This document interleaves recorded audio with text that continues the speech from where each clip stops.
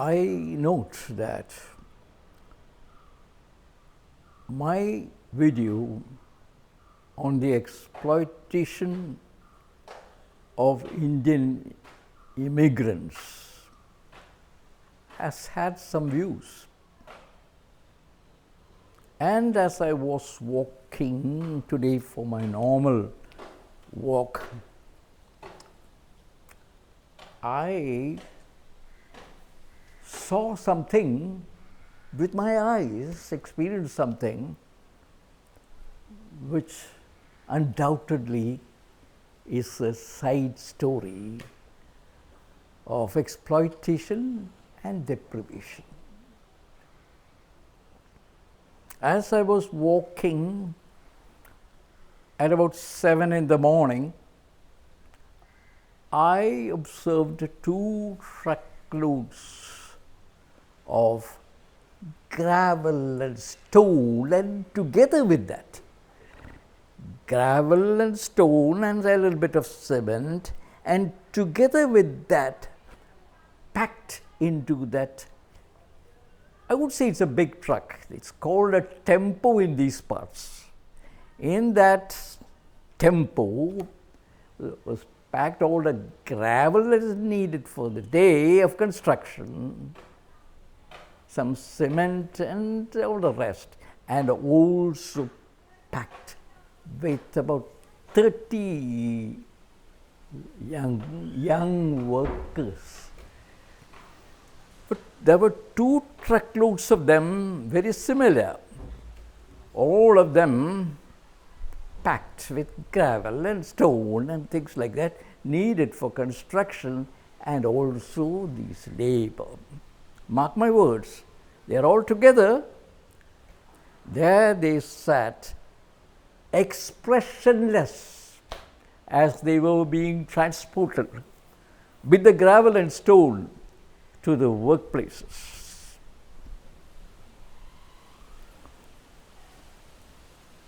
And as I walked further, I found literally dozens and dozens of people emerging from various little camps pitched on unused government land in various parts.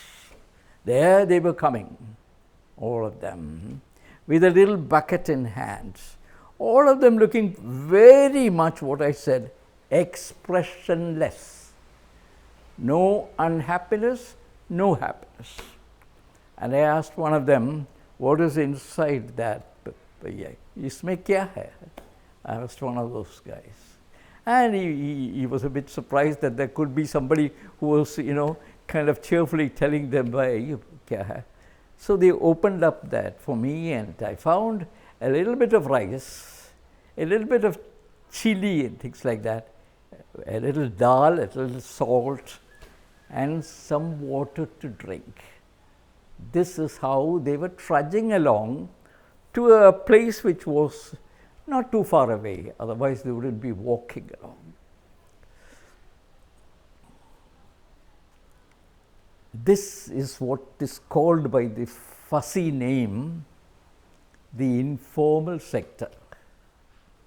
Now you must know what it is, because this is very important.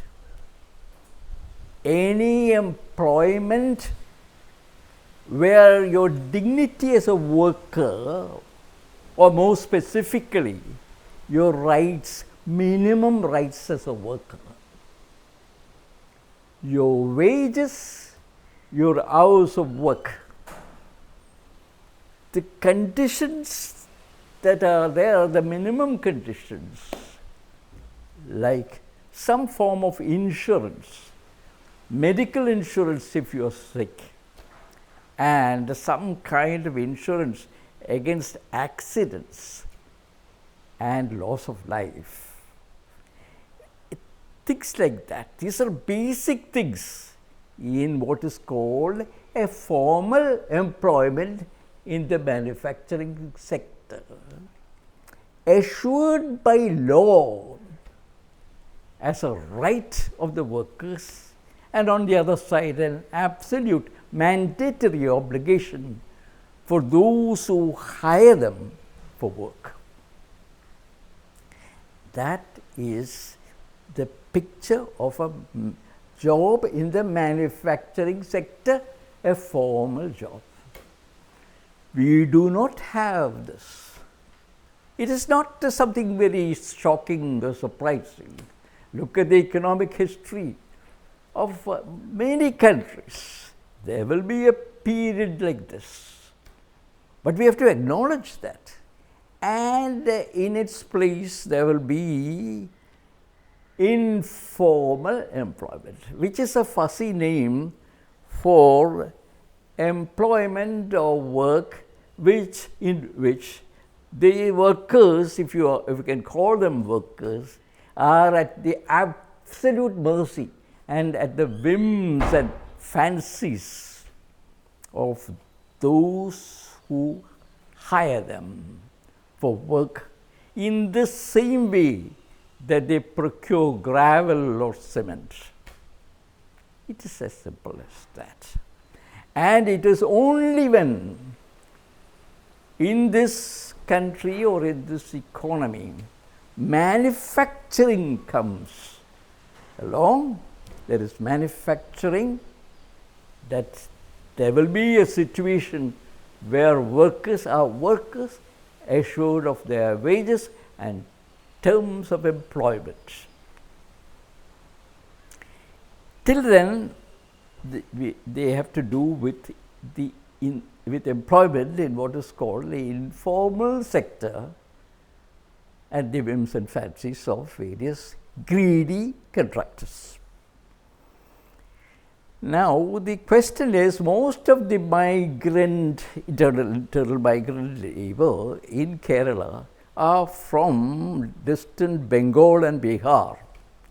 Some of them, of course, come from the neighboring states. So, there they leave their families behind, and here they work. The wages are not bad.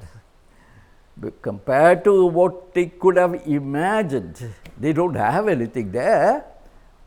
Compared to what they can imagine as wages in those distant states, the wages here are not too bad. In fact, they are even pretty attractive.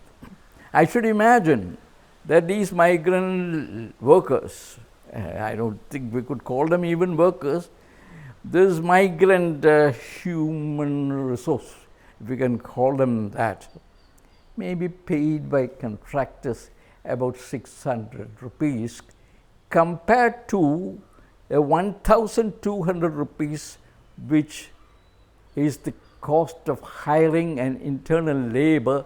They won't come in for construction. They won't come in for anything like hard work.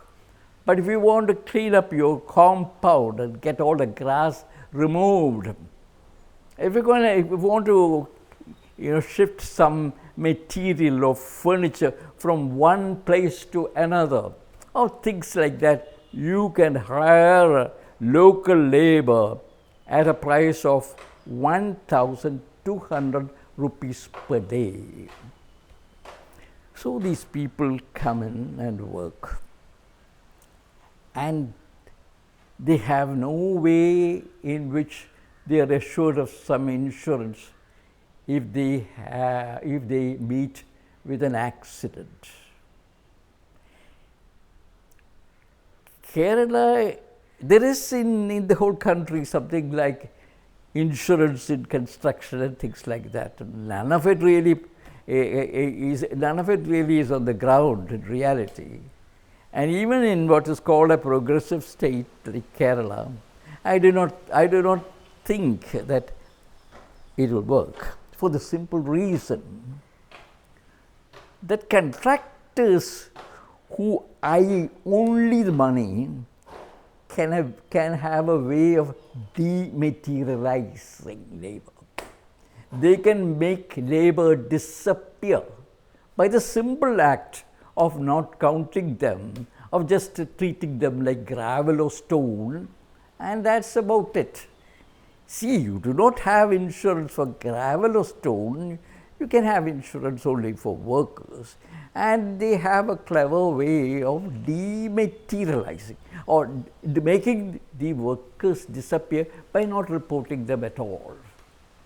If at all any authorities have a tab on this thing, which I doubt they have. And this is why, exactly why, those unfortunate people who still remain unaccounted in the rat hole coal mine accident in Assam still have no names. I know, with a little bit of Sherlock Holmes kind of thing, I know what is happening wherever only the word workers are mentioned, but not their names, because the contractors do not at all recognize them. They have gone, disappeared. No way in which any name or any identity is given to them. So, where is the question of giving them any compensation under any law? That is the fate of those rat hole miners whose bodies have still to be recovered. So, I am telling you in this video that there is a side story, and this is a snapshot of what is happening. I am not a one-man think tank or research center giving you all the details of informal sector exploitation as a result of a reality that we do not have jobs to offer in manufacturing in the formal sector. But exploitation continues, and this is the side story of a terrible situation where I really do not want to put a number on these people, because that is doing injustice to the situation. There are 31 lakhs of them in Kerala according to the count, but you cannot put a number on human deprivation and loss of dignity and loss of family life, the loss of dignity because you were treated like gravel and stone, and you have no identity because it is what is called by the fussy name of informal sector.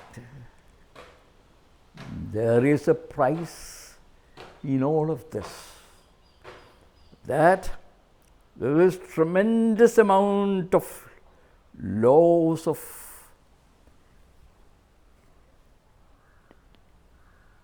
the kind of ingredients that make up a family in many homes. And the family is the unit, the backbone of society. The sociological consequences and the result of an economic transition are enormous.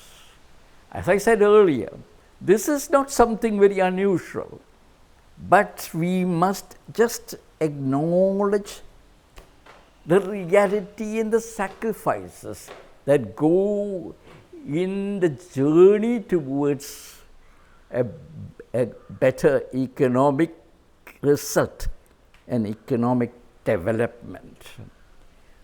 All that I plead is, let us not be caught up in slogans and think that everything is finally done. This is a long story. It might take as long as 20 years. It might take as long as 50 years. This road has been traversed by our neighbor, China, which economy is humming with manufacturing activity, formal employment. I am not making any comparison, but let us be aware of the picture, the reality, which is different from slogans and magical statements. That's all.